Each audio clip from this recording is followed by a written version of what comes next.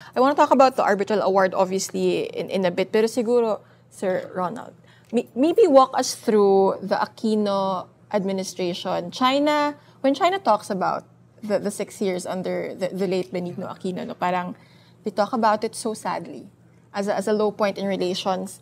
But can you walk us through how the Philippines interacted with China even before we filed that protest, the case, and then after? Like, how did ties continue?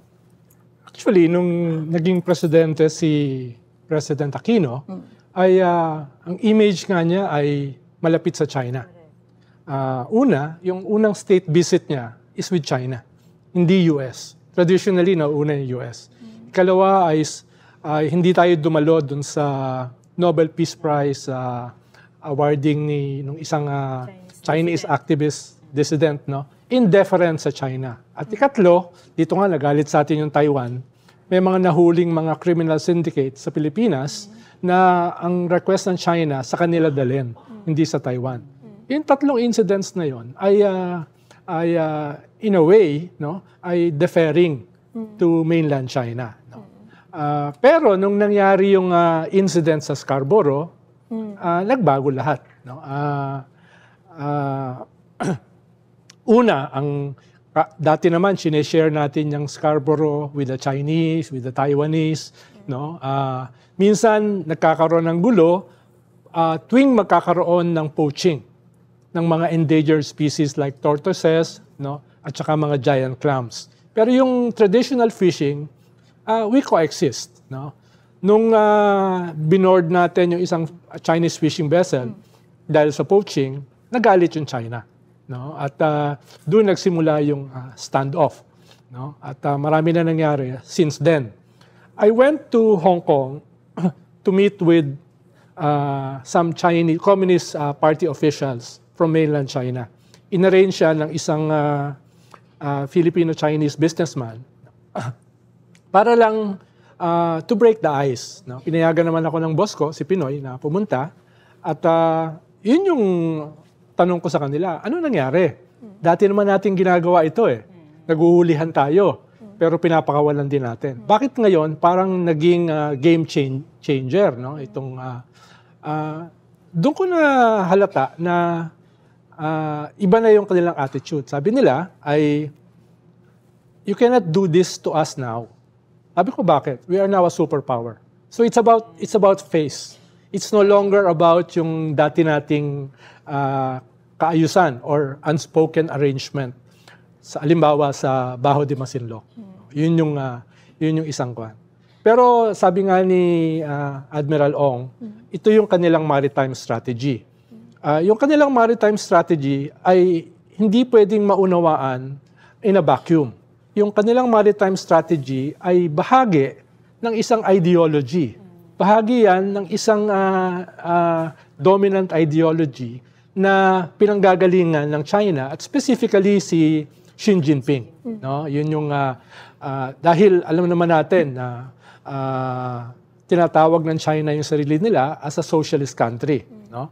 At marami ng development ng kanilang ideology since the time ni Mao Zedong na binabanggit nga ni Secretary Orly Mercado. Hindi ko alam kung si Secretary Orly ay naniniwala kay Mao Zedong nung bata siya.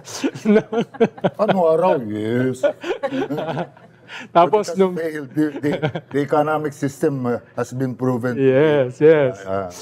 Tapos nung 1978, nung panahon naman ni Deng Xiaoping, na binago na nila from the dominant ideology na nakasentro sa class struggle, doon na pumasok yung economic development, no? Yung usapin na ng opening up the economy to foreign investments at yung market economy.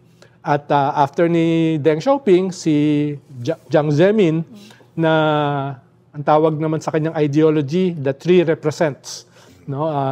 It's the relationship between the party and the communist and the Chinese people, no? At after niya si Hu Jintao, na doon naman pumasok yung usapin ng sustainable development, social welfare, no? At saka ecology, no? Ayan yung kwan.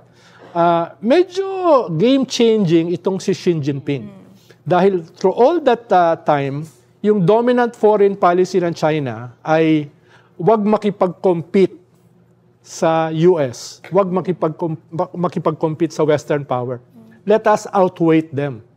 The dominant foreign policy was basically shaped by the dominant ideologue since the time of Mao Zedong, si Zhou Enlai, na naging dominant din nung panahon ni Deng Xiaoping at nagpatuloy even before Xi Jinping. Pero nung naging presidente si Xi Jinping, diyan na pumasok itong aggression, itong pagiging aggressive, yung wolf diplomacy, no? Even before, kahit nagsisimula na yung assertion ng mainland China dito sa South China Sea, no? Ay medyo na manage pa yung mga tensions, no? Dahil ang nagsimula naman kasi niyang 9-dash line, hindi naman yung mainland China. Ang nagsimula niyan, Taiwan no? Tawag pa nga nila niyan, 11-dash line. Mas inintegrate yan ng mainland China sa kanilang foreign policy at saka sa kanilang economic and development policy nung bandang 70s at saka 80s na. Ito yung panahon na naubos yung isda sa sovereign waters ng China by almost 90%.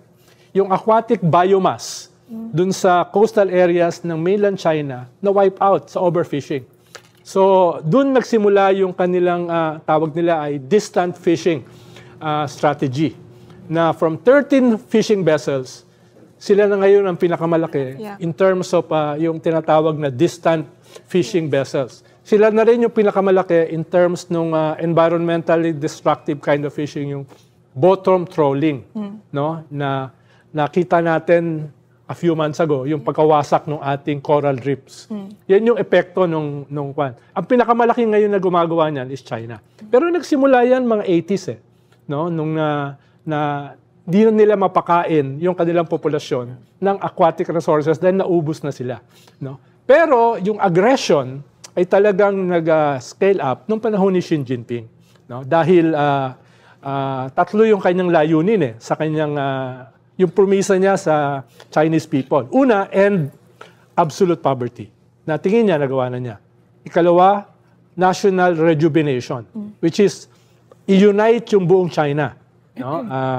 Yung Xinjiang, kung saan nandun yung mga Uyghur, yung mga Muslims, yung Tibet, na nagawa na naman nila, tapos Hong Kong. No? Two systems, one country. At panghuli, yung Taiwan. No? Yan yung promisa niya. Diyan siya susukatin as a leader. At possibly, diyan siya tatayo o babagsak sa ganyang klase. Pero yung pinakamahalaga ay, tingin niya, tapos na yung panahon nila Zhou Enlai na let us outweigh the West. Ngayon, tingin niya, the objective conditions are there para maging superpower na sila, para malampasan na nila. At tingin ko, yan yung pinanggagalingan ng maraming dito sa mga tensions na ito. No? Imagine claiming 90% of the South China Sea, one of the most important, if not the most important waterway in the world, no? Against all odds, no? Even against UNCLOS na sila ay miyembro. Ironically, US ang hindi miyembro. No, China ang miyembro, pero China ang ayaw sumunod dun sa desisyon ng UNCLOS na hindi pwede yung inyong 9-dash line. No, that is against international law or any law, no, of the sea. So, tingin ko yun yung pinanggagalingan ng lahat ng ito. Na maritime strategy, itong mga scaling up ng aggression from laser to water cannon, to barriers, no? At ngayon, direct ramming na. No? Tingin ko magpapatuloy ang mag-escalate.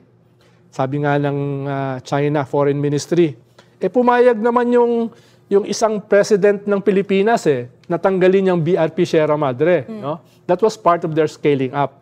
Although wala namang umamin, nag-deny na si GMA, nag-deny na si Digong, hindi naman pwedeng si Pinoy, hindi rin pwedeng si BBM. So malamang si President... Oo, yung mga anak, no? At kaya malamang ang nagpromisa sa China na tanggalin yung BRP Sierra Madre ay si President Aguinaldo. No? Dahil wala namang pumayag. No? Pero yan ay part nitong scaling up. Ang kaba ko, ano yung susunod? after rin tong ramming, after ng water cannon, after ng barrier, after ng laser, anong susunod dito sa ramming na scaling up? No? Yun yung nakakatakot dahil accidents happen eh. Yeah. Kahit hindi yan talaga planado, dahil sa ganyang klaseng aggression, magkakaroon talaga ng aksidente.